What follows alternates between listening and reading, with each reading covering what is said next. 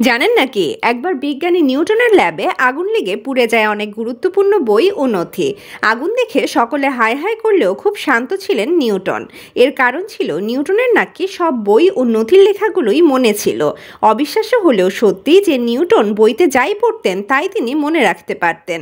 গবেষকদের মতে বই পড়ার সময় নিউটন এমন কিছু কাজ করতেন যা তাকে সব পড়া বিষয় মনে রাখতে সাহায্য করত। এই যেমন নিউটন তার পড়া বইয়ের প্রতিটি পাতার মার্জিনে অসংখ্য নোট বা মন্তব্য লিখে রাখতেন। অনেক সময় পুরো পাতার ফাঁকা জুড়েই থাকতো তার লেখা।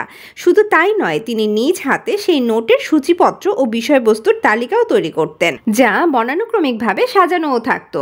আমরা অনেকেই যেখানে বই সুন্দর ও পরিপাটি দেখতে ভালোবাসি, সেখানে নিউটন পড়তে পড়তে বই নষ্ট করে ফেলতেও দ্বিধাবোধ করতেন না।